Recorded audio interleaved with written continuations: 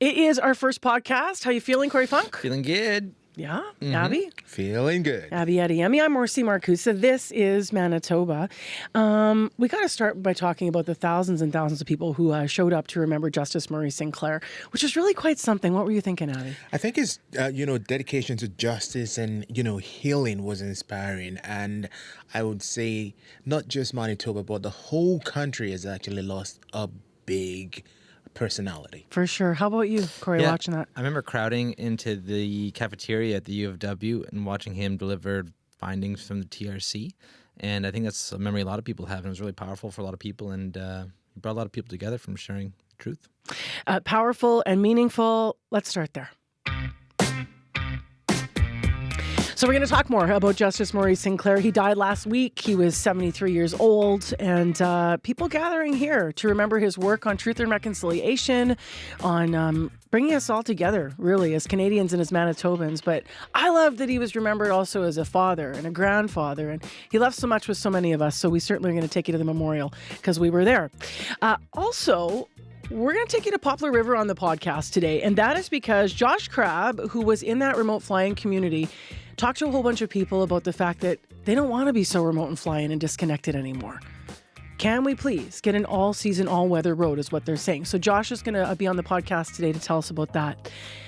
And you are remembering, more and more when we talk about veterans in this country, we are talking about the challenges with PTSD and also with veterans dying by suicide. So we're going to share some of your stories because you've been calling into CBC. This is Manitoba, making sense of the news in 20 minutes.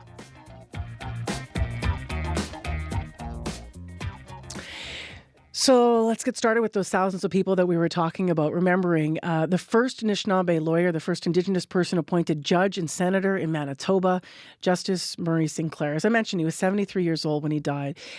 Probably most recently remembered for his years and years of dedication and giving his life to people in terms of listening to the stories of survivors through the commissioner, the Truth and Reconciliation Commission. He was a member of Peguis First Nation. He's being remembered personally in Manitoba as well. He was given the spirit name Mazinagijik Iban.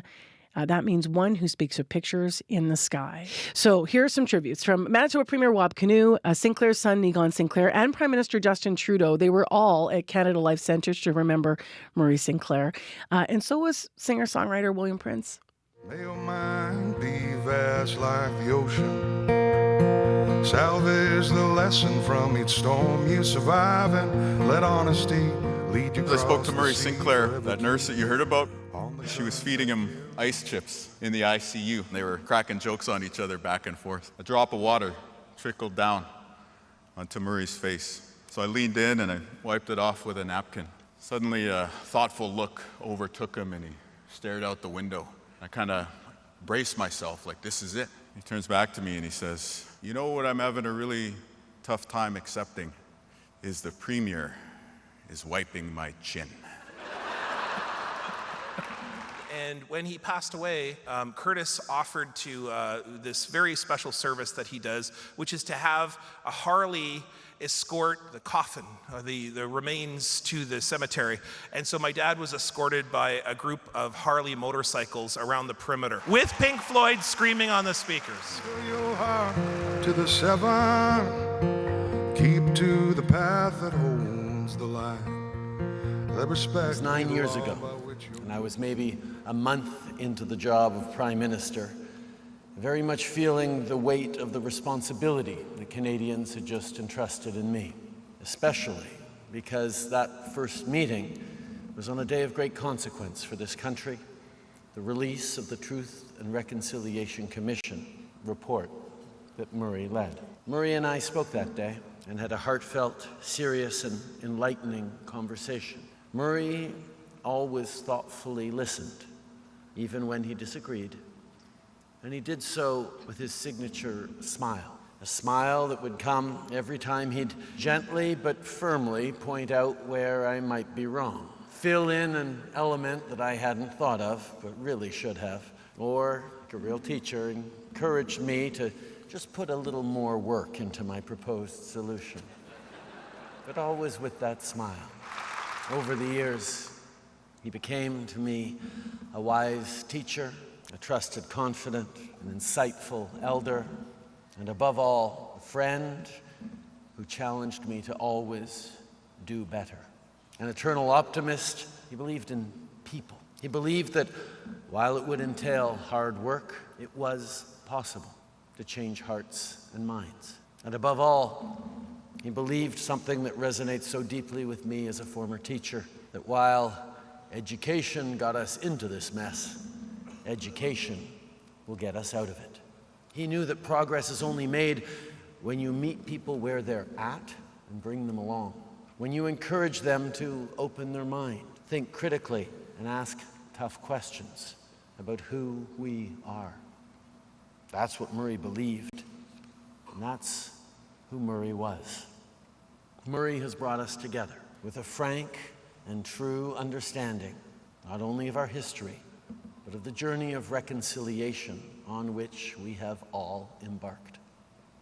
With perseverance, an unwavering belief in progress, and proudly embodying who he was, an Anishinaabe and a Manitoban, Murray changed this country for the better. Hi, my name is Gwen. I'm from Charleswood, and this is Manitoba.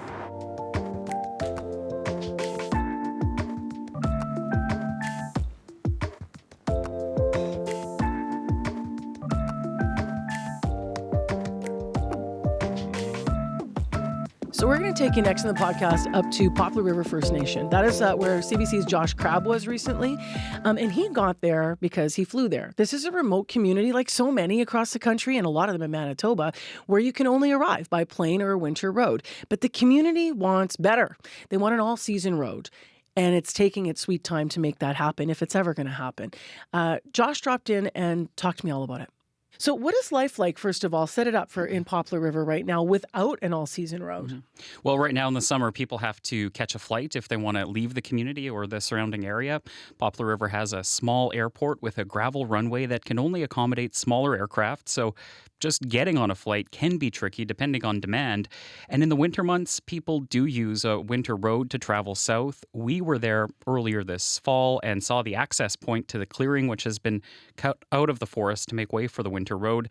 It's a critical connection for people like Mabel Bruce. Her family uses it often to get supplies from southern Manitoba once the route opens for the season, because some groceries are cheaper than the items they buy at the store in Poplar River. They're a little cheaper, yeah. We bring a lot of stuff home when we go shopping in Winnipeg. How often do you go to Winnipeg in the winter? Every 2 weeks in the winter time. And in the summertime we go to Winnipeg when we have appointments on medical. So how hard is it not having that year-round road? Well, it can be a real challenge. Not only is there the isolation aspect of living in a remote community with no permanent road to leave or return, there's also the issue of cost. People who bring back goods on their flights home may have to pay extra fees if their baggage is over the airline's allowable weight. The community is located 350 kilometers northeast of Winnipeg, right at the mouth of the Poplar River where it flows into Lake Winnipeg. Vera Mitchell, who served as the community's chief for a total of 16 years, says the First Nation, which is home to about 1,200 people, needs a permanent road that's open all year. 100%. It needs it really badly because of the price of moving material and foods and everything. So you said there's a plan, Josh, but what stage is it at? There's no construction plan in place at this time and currently no formal proposal to build the road. However, the Manitoba government in 2011 conducted a study for the now defunct East Side Road Authority on extending an all-season road to Poplar River. The cost at that time of extending the proposed all-season road that now runs as far as Barons River, an additional 93 kilometers to Poplar River First Nation, was estimated to be $317 million. Transportation Minister Lisa Naylor said in an interview earlier this fall the province continually assesses expanding its network of all-season roads, but costs of the project are rising. So we can assume, based on how costs have escalated for all other kinds of projects, that that's probably tripled at this point. And there is no way that this province could pay for that project without a lot of help from the federal government. Can you guess what I'm going to ask you next? What have the feds said then? Yeah, so a spokesperson for Indigenous Services Canada tells CBC while building and maintaining permanent off-reserve roads falls under provincial jurisdiction, it works with provinces and First Nations on potential longer-term plans, and it's always open to working closely on long-term solutions with provinces and communities that want to build all-season roads. Indigenous Services Canada also says that it knows shortened winter road seasons, heightened stress, and logistical pressures for many remote First Nations, and that it will continue to make sure communities get essential supplies when that happens by organizing airlifts. But for Poplar River, the challenges of getting supplies really hit the community hard 2 years ago. That's when the MV Poplar River, a barge run by the Freshwater Fish Marketing Corporation that brings essential supplies into the community, was damaged in an explosion while it was dry docked. Now, that barge is back up and running now, but Ed Hudson, who recently served as a councillor in the community, says that situation underscores the need for a permanent road. It hauls all our groceries, our petroleum, all kinds of stuff in the summertime. We were basically counting on it. But we lived through it, yeah. But we saw the difference, what we'd never thought about before, how important that boat was to us, until it exploded one day and it couldn't come this way. So a permanent road, obviously, as being, as people are outlining here, would give the community more options. But I understand there could also be downsides. That's right. There is some concern making the community accessible. If such a project ever goes ahead, could make it easier for the illegal flow of drugs and alcohol into the community. Poplar River is a dry First Nation, which means that's not allowed. It's an issue leaders are well aware of, but some, including longtime Chief Vera Mitchell, feel the benefits outweigh the challenges. There are challenges, but we have the same challenges here now. Price of food is high and there's drugs coming in and alcohol, so it's the same. It's not going to change. We also spoke with Bailey Bittern as he was fueling up in the community. He was filling up jerry cans to go upstream in his boat on the Poplar River, something he does to harvest moose. Bittern says the price of gas in the community is high, and that makes it expensive to go out and get wild meat for the community. He's in favor of an all-season road, but he realizes the challenges. Yeah, I would like to see that happen, just to drive out, grocery shop. Too expensive here, so I would like to see it on another road. But then again, it's the drugs and the alcohol too that maybe more coming into the community. But with no firm plans in place to build this permanent road, this is a project which remains on the community's wish list, meaning people in Poplar River will continue to rely on winter roads and flights to get in and out of the First Nation.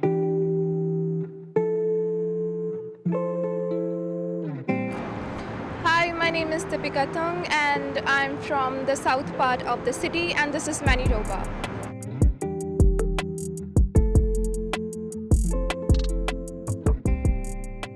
So listening to Josh up in Poplar River First Nation made me kind of think of you, Corey, because your first trip to a remote community was this year too. Yeah, and it just blows your mind when you just talk to people about just, down here, we just order something, it shows up at our door. They order something there, it could take months, and it could be 3 times as much. And there for you was where again? Oh, in Garden Hill and St. Teresa Point. Yeah, and you talk to people with shipping costs of things too, yeah, right? and it just is so much extra to get anything done up there. Was it a bed somebody shipped? A desk, I think. Someone said it cost them when down here it'd be like $400. Up there, it's more like over $1,000. Yeah. Yeah.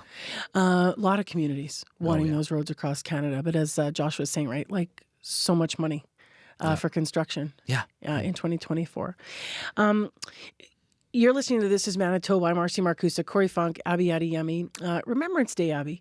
You and I are always reflecting in November. What are you thinking about this November? I'm just thinking about my parents and my grandparents, how they share stories about, them living through the wars that happened both in Nigeria and watching it from the international scene.